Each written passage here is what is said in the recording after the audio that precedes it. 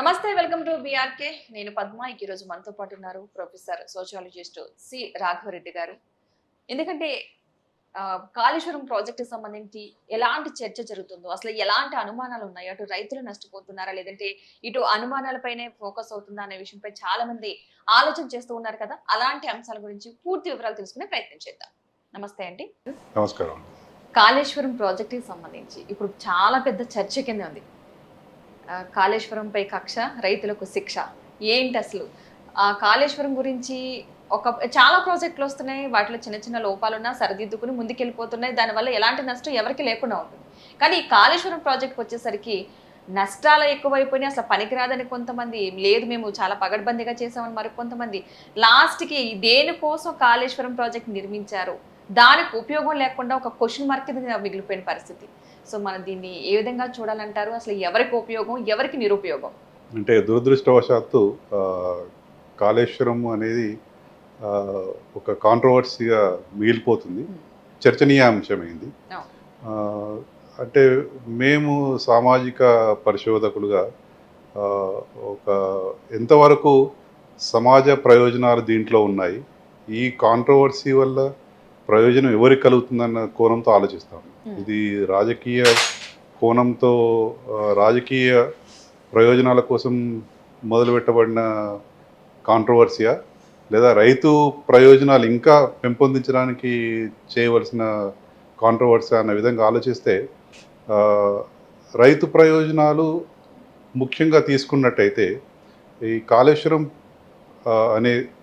యాక్చువల్గా మనం చెప్పుకోవాలంటే ఇది ఒక ప్రాజెక్టుగా తీసుకోవడం అనేది, ప్రాజెక్టుగా చూడడం అనేది కొంచెం ఇబ్బందికరంగా ఉంటుంది. ఎందుకంటే కాళేశ్వరం లిఫ్ట్ ఇరిగేషన్ స్కీమ్ ఇది.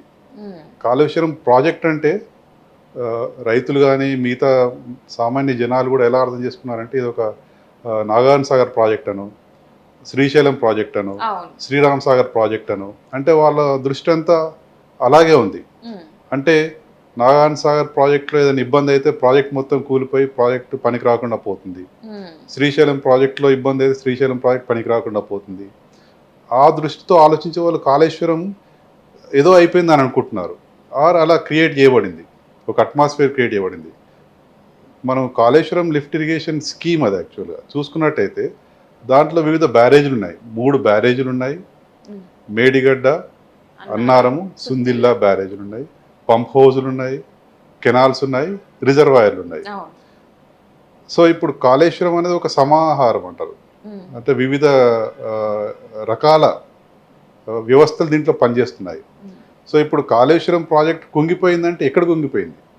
అక్కడ ఒక శ్రీశైలం ప్రాజెక్టులో ఇక్కడ ప్రాబ్లం అయిందా, లేకపోతే పోలవరం ప్రాజెక్టులో ఇబ్బంది అయినట్టు, కాఫర్ డ్యామ్ కొట్టుకుపోయినట్టు దీంట్లో ఏమైనా కొట్టుకుపోయిందా? లేదు. కాళేశ్వరంలో మేడిగడ్డ అనేది ఒక భాగం. మనం పర్సంటేజ్ చూస్తే అదొక 5% 10% ఉండొచ్చు entire Kaleshwaram lift irrigation scheme మొత్తంలో. ఆ మేడిగడ్డ బ్యారేజ్లో దాదాపు 80 పై ఉన్న పిల్లర్లలో 3 పిల్లర్లలో మాత్రమే ఇబ్బంది అయింది, కుంగినాయని రిపోర్ట్లు వచ్చినాయి, పగుళ్ళు వచ్చినాయి. కానీ ఇప్పుడు జనాల్లోకి ఎలా వెళ్ళిపోయిందంటే కాళేశ్వరం ప్రాజెక్టే కొట్టుకుపోయింది, కుంగిపోయింది, దాదాపు 1,00,000 కోట్ల ప్రజాధనం వృధా అయిపోయింది, పనికి రాకుండా పోయింది అటువంటి అపోహలు బాగా ప్రచారంలోకి వస్తున్నాయి. అందుకే అంటే ఇది నిష్పక్షపాతంగా రాజకీయ కోణంతో కాకుండా రైతుల కోణంతో ఆలోచించినట్టయితే రైతులకి అవగాహన చేయాల్సిన అవసరం ఉంది. కాళేశ్వరం అనేది ఒక స్కీమ్, అది లిఫ్ట్ ఇరిగేషన్ స్కీమ్. అంటే పంపింగ్ ద్వారా నీళ్ళని పైకి తీసుకొచ్చి తెలంగాణ భూములకు నీళ్లు మళ్లించడం అనేది. దాంట్లో భాగంగా వివిధ బ్యారేజీలు, 3 బ్యారేజీలు కట్టుకున్నాం. ఆ 3 బ్యారేజీలో ఒక బ్యారేజీలో మాత్రమే ప్రాబ్లం ఏర్పడింది. దానివల్ల కాళేశ్వరం ఎటువంటి ఇబ్బంది లేదు, కాళేశ్వరం అనే ప్రాజెక్ట్కి ఎటువంటి ఇబ్బంది లేదు. ఎటువంటి అపోహలకు కూడా గురి కావద్దు రైతులు కూడా. ఆ 3 పిల్లర్లు ఏవైతే ఉన్నాయో వాటి ఫీజిబిలిటీ రిపోర్టు, టెక్నికల్ రిపోర్ట్ తీసుకొని ప్రభుత్వం ఎంత తొందరగా వీలైతే అంత తొందరగా రిపేర్లు చేయించగలిగి, ఇప్పుడు మళ్ళీ వర్షాకాలం రాబోతుంది, ఈ సీజన్లో వచ్చే నీళ్ళని పంపు చేసుకొని రైతులకు ఎంత తొందరగా వీలైతే అంత తొందరగా అందిస్తే రైతులకు ప్రయోజనం చేకూరుతుంది. అలా కాకుండా రాజకీయ ప్రయోజనాలు ఆశించి ఇతర పార్టీలను ఇబ్బంది పెడదామనో లేకపోతే దానివల్ల ఒక పార్టీ ప్రయోజనం పొందామనో ఆలోచించి ఇంకా లేట్ చేసినట్టయితే రైతుల ప్రయోజనాలు దెబ్బతింటాయి. ఇప్పుడు తెలంగాణ ఆ, చాలా చాలా నష్టపోయింది. దాదాపు 4-5 దశాబ్దాల పాటు ఆ, సాగునీటి రంగంలో నష్టపోయింది. ఎందుకంటే కేవలం ఒక అపోహ ఉండేది, ఒక రియాలిటీ కూడా అది. ఎందుకంటే తెలంగాణ పీఠభూమి, తెలంగాణ భూములన్నీ ఎత్తులో ఉన్నాయి, గోదావరి కింద నుంచి పారుతుంది. సో కాబట్టి మనకి ప్రాజెక్టులు కట్టుకునే అవకాశం లేదు అన్న ఆ, ఒక ఒక- ఒక అపోహలో భ్ర- ఉండిపోయారు. భ్రమలో ఉండిపోయాం మనం. సో అటువంటి భ్రమలు తొలగించి కాళేశ్వరం అనేది ఒక వినూత్నమైన ఆలోచనలో గత ప్రభుత్వం తీసుకొచ్చింది. అది ఒక వినూత్నమైన ఆలోచన.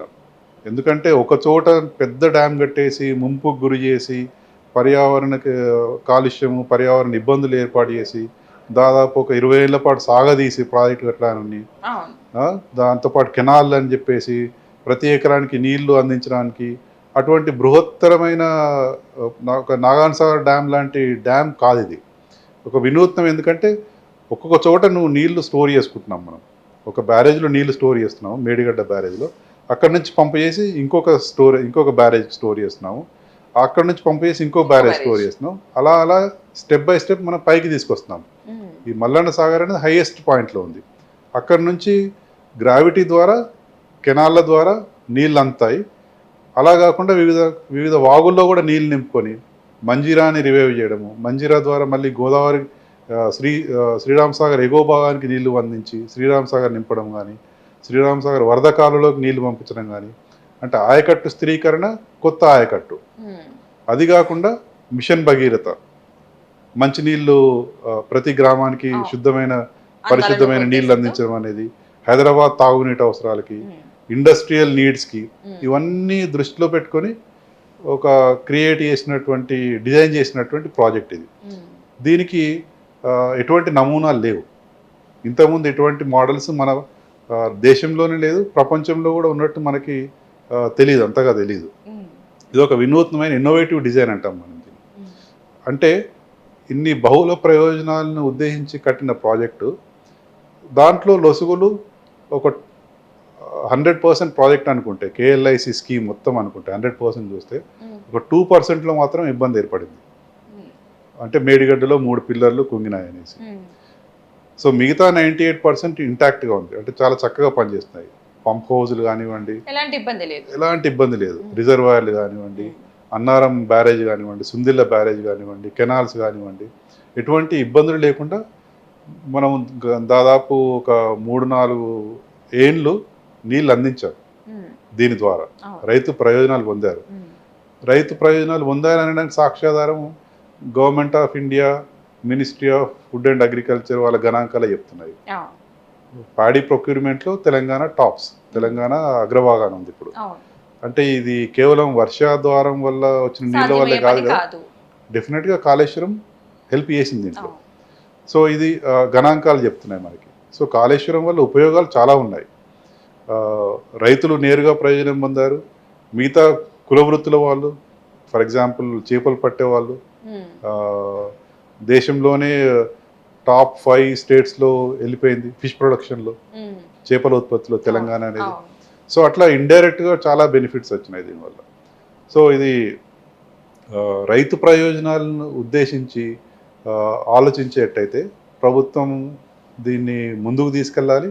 రైతులు కూడా అదే ఆలోచిస్తున్నారు, అదే ఆశతో ఉన్నారు.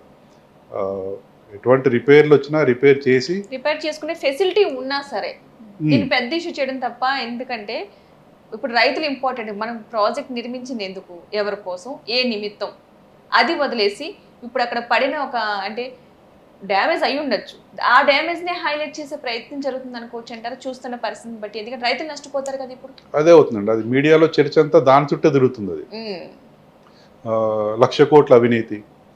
1,00,000 కోట్ల అవినీతి అయినప్పుడు నీకు డ్యామేజ్ ఎక్కడైందండి? ఒక 2% ప్రాజెక్ట్ కాంపోనెంట్లోనే డ్యామేజ్ అయింది. మిగతా 98% ఇంటాక్ట్ ఉన్నట్టే కదా. అంటే అవినీతి జరిగితే మొత్తం ప్రాజెక్టే కుప్పగోలిపోవాలి. వివిధ రకాల వ్యవస్థలో ప్రాబ్లం రావాలి, పంపింగ్ వ్యవస్థలో ప్రాబ్లం రావాలి, రిజర్వాయర్ల వ్యవస్థలో ప్రాబ్లం రావాలి. వాళ్ళే తీసుకుంటే కట్టింది ఏముంటుంది, ఇంకా ఏముండదు కదా. ఉండదు. అది అయిన ప్రాజెక్ట్ కాస్ట్ అంటే మనకి టెక్నికల్ డీటెయిల్స్ తెలియదు కానీ 94 crores 98,000 crores అంటున్నారు. దానికి 1,00,000 కోట్ల అవినీతి అనడం అనేది కొంచెం అంటే ఎక్కువ చేసి రాజకీయ ప్రయోజనాలు ఉద్దేశించి చర్చను ఎలా క్రియేట్ చేస్తున్నారేమో. కానీ దీంట్లో రైతు ప్రయోజనాలు ఎంతవరకు ఉన్నాయనేది మనం ఆలోచించాలి. మనం నిష్పక్షపాతంగా ఆలోచించినట్టయితే అల్టిమేట్గా రైతు ప్రయోజనాలు ముఖ్యం మనకి, రాజకీయ ప్రయోజనాల కన్నా రైతు ప్రయోజనాలు ముఖ్యం. ఎందుకంటే ఇంతకుముందు చెప్పినట్టు దాదాపు గత 5 దశాబ్దాలుగా రైతులు డిస్క్రిమినేషన్, వివక్షకు గురిగా పడ్డారు తెలంగాణ రైతులు. సో ఇప్పుడిప్పుడే కోలుకుంటున్నారు రైతాంగం అంతా కూడా. సో ఇది ఈ ప్రాజెక్ట్ని పునరుద్ధరించి, ఆ మేడిగడ్డలో ఉన్న పిల్లర్స్ని పునరుద్ధరించి ఎంత త్వరగా వీలైతే అంత త్వరగా రిపేర్లు చేసి నీళ్ళని పంపింగ్ చేసే సామర్థ్యం మళ్ళీ పెంచుకొని ముందుకు పోతే బాగుంటుందని నా ఉద్దేశం. అది అంటే యాక్చువల్గా ఇక్కడ రెండు కూడా జరగాలి మీరు అన్నట్టు. ఒకటి ఏంటంటే అవకతవకలు ఏం జరిగాయో ఆ విచారణ సెపరేటు, బట్ రైతులకి ఇందులో ఇబ్బంది లేకుండా వాళ్ళకి వెళ్ళే రూట్ని దాన్ని కూడా క్రియేట్ చేసిన బాధ్యత ఉంటుంది కదా. ఎందుకంటే ఈ ఒక విచారణతోనూ లేదంటే అక్కడ జరిగిన అవకతవకలోనే దాన్ని అంటే తీసుకుని లోతుగా పరిశీలన చేసేదానికి టైం అంతా వేస్ట్ అయ్యే బదులు రైతులు నష్టపోతున్నారు కదా సార్. ఈ లోపుగా వాళ్ళకి ఇబ్బంది లేకుండా దేని దారి విచారణ నిమిత్తం విచారణ, దానికి సంబంధించి ఏమైనా లోపాలు జరిగినాయా, ఎక్కడ జరిగింది అని సరిదిద్దుకోవడానికి ఒక ప్రయత్నం, జరిగిన లోపం ఎక్కడ ఒక ప్రయత్నం చేస్తూనే ఇటు రైతులు కూడా ఇబ్బంది పడకుండా ఉండేటట్టు ప్లాన్ చేస్తే బెటర్ అంటారు కదా. అది కరెక్ట్ పాయింట్. ఇది రెండు కోణాల్లో చూస్తే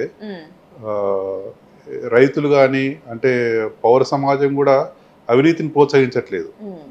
వాళ్ళు ఎవరు కూడా మీరు ఎంక్వైరీ వేయండి, కమిషన్లు వేయండి, అవినీతి జరిగితే బయట పెట్టండి అని అంటున్నారు. అది చేస్తూనే రైతు ప్రయోజనాలు కాపాడండి. మేడిగడ్డ పిల్లర్స్ని పునరుద్ధరించడానికి కంపెనీ ముందుకు వచ్చింది. గవర్నమెంట్ నుంచి ఒక పైసా తీసుకోకుండా, మనం పేపర్ మీడియాలో స్టేట్మెంట్ ప్రకారం చూస్తే వాళ్ళు చేస్తామని ముందుకు వచ్చారు. ఎన్డిఎస్ఏ రిపోర్టు ఆలస్యంగానే మొన్న వచ్చిందని అంటున్నారు మరి. సో దాన్ని బట్టి ముందుకు పోయి రైతు ప్రయోజనాలు ఉద్దేశించి మీరు ఈ పనులు కూడా ముందుకెళ్ళండి. పనులు కూడా ముందుకు తీసుకెళ్తూ మీరు చేయదలుచుకున్న అవినీతి నిర్మూలన, అవినీతి ప్రక్షాళన చేయదలుచుకున్నది కూడా ఇంకో విధంగా చేయండి. అది పౌర సమాజం ఎవరు వ్యతిరేకించట్లేదు.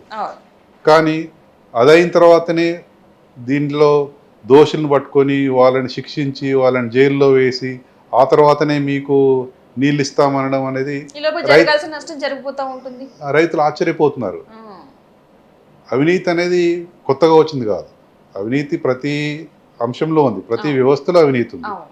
అలాగని చెప్పేసి ఫర్ ఎగ్జాంపుల్ ఒక టౌన్ ప్లానింగ్ ఆఫీసర్ పట్టుబడతాడు, మన పేపర్లో చదివాం, 50 కోట్లు 100 కోట్ల క్యాష్తో పట్టుబడ్డాడు. మన రాష్ట్రంలో, వేరే రాష్ట్రంలో, మన రాష్ట్రంలో. అలాగని చెప్పేసి టౌన్ ప్లానింగ్ వ్యవస్థను మొత్తం ఆపేస్తామా?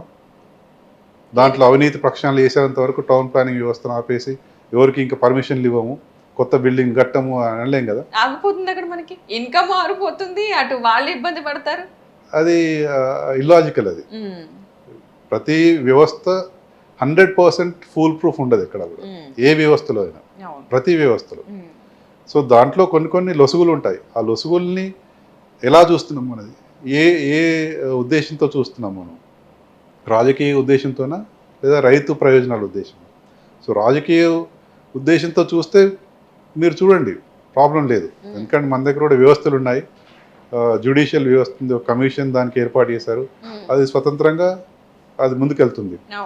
అలాగే అట్ ద సేమ్ టైం ఈ ఎన్డిఎస్ఏ రిపోర్ట్ ఇచ్చిన ఆధారంగా మీరు టెక్నికల్ కమిటీని అపాయింట్ చేసి రిపేర్లు ఎంత త్వరగా చేయించగలుగుతారు, ఆ విధంగా ముందుకెళ్ళాలని రైతులు ఆశిస్తున్నారు. యాక్చువల్గా రైతుల ఎక్స్పెక్టేషన్ ఏంటంటే ఎంత త్వరగా దీన్ని రిపేర్ చేస్తారు, ఎంత త్వరగా మళ్ళీ దీన్ని సదుపాయంలోకి తీసుకొస్తారు అన్న ఆలోచన ఉంటుంది, ఉపయోగకరంగా ఉంటుంది. అదే ఒక్క విషయం మీద అటే వెళ్ళిపోకుండా ఇటు మిగతా వాళ్ళు కూడా ఒక దృష్టిలో పెట్టుకుని, అంటే రైతుల కోణంలో కూడా ఆలోచిస్తూ ఒక నిర్ణయం తీసుకుంటారు. రైతుల కోణమేనండి మనం ముఖ్యంగా ఆలోచించాల్సి. ఏ ప్రభుత్వమైనా రైతులు పార్ట్ ఆఫ్ ప్రజలు, వాళ్ళు ఎక్కడో వేరే ఇది కాదు కదా, అవుట్ ఆఫ్ ద వే ఉమ్మని కూడా అనట్లేదు. వాళ్ళు ఆల్రెడీ ఉన్న ప్రాజెక్ట్ని మీరు మళ్ళీ పునరుద్ధరించండి, ఏవైనా లొసుగులు ఉంటే పునరుద్ధరించండి. ఇక్కడ ప్రయోజనాలు రైతుల ప్రయోజనాలు అంటే ప్రజల ప్రయోజనాలు, వాటి గురించే మాట్లాడుతున్నారు. ఎవరు కూడా అవినీతిని ప్రోత్సహించడం లేదు, అవినీతి చేసినట్టయితే వాళ్ళని కాపాడాలని అడగట్లేదు. ఉమ్, ఆ పని చేయండి, ఈ పని కూడా చేయండి. ఆ, అది రైతులు అంటే నా ఉద్దేశం, వాళ్ళు కోరుకుంటున్నది అది అనుకుంటున్నాను నేను. అవును నిజంగా అండి. Thank you so much. మంచి వివరాలు అందించారు. మీరు అన్నట్టుగా ఈ ప్రాజెక్ట్కి సంబంధించి ఒక అవకతవకలపై అటు అవినీతి జరిగిందన్న దానిపై విచారణ చేస్తూనే ఇటు రైతుల ప్రయోజనాలకి నష్టం చేకూర్చకుండా తగిన జాగ్రత్తలు తీసుకుంటే అటు రైతులు బాగుపడతారు, ఎక్కడైతే అవినీతి జరిగిందో దాన్ని వెలికి తీసిన వారు అవుతారు. ఒక చిన్న కరెక్షన్ అండి, ఇది కాళేశ్వరం ప్రాజెక్ట్ అని అనడం కన్నా కాళేశ్వరం లిఫ్ట్ ఇరిగేషన్ స్కీమ్ అనడం బెటర్. దాంతో రైతుల్లో ఒక అవగాహన ఏర్పడుతుంది. కాళేశ్వరం ప్రాజెక్ట్ అనగానే వాళ్ళు మీ ఇందాక చెప్పినట్టు Nagarjuna sir project, Srisailam project లాగా అనుకుంటున్నారు, ఆ అపోహలో ఉన్నారు. చాలా మందికి టెక్నికాలిటీస్, ఈ డీటెయిల్స్ తెలియదు కాబట్టి కాళేశ్వరం లిఫ్ట్ ఇరిగేషన్ స్కీమ్ అని పాపులరైజ్ చేస్తే, వాడకం మొదలు పెడితే బాగుంటుందని నా ఉద్దేశం. అది థ్యాంక్ యూ అండి. Thank you so much. Thank you.